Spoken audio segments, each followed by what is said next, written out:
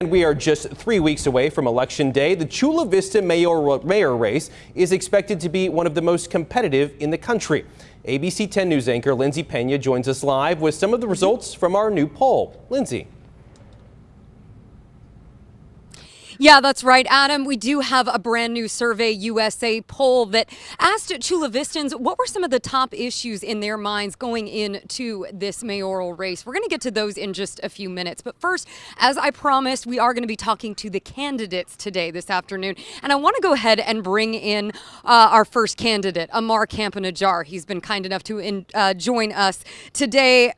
Ammar, thanks so much for being here. Good to be with you. Thank you for having me. So first question, there's obviously a lot of issues that we just talked about that are facing the people here in Chula Vista.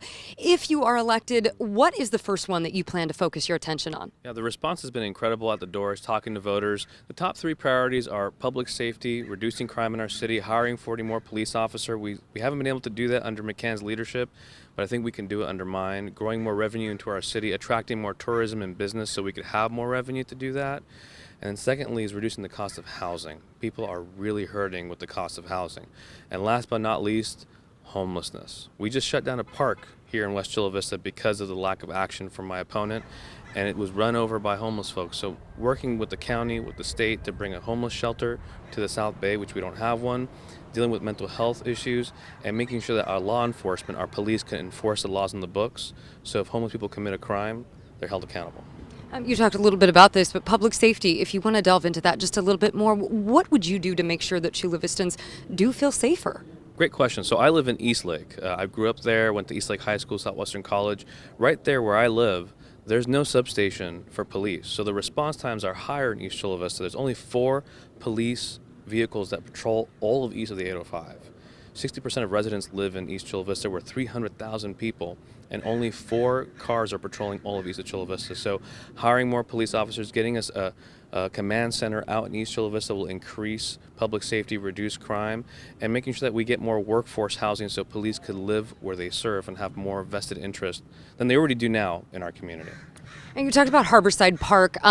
It sounds like where do you stand exactly on that decision to shut that down, and what would you do moving forward? Yeah, I've been very consistent. I said we should have never gotten to the point of having to shut it down, but I said right here a month ago that we needed to shut it down, have a 90-day pause, so we make sure that we could get the homeless out of the way where kids are going to school.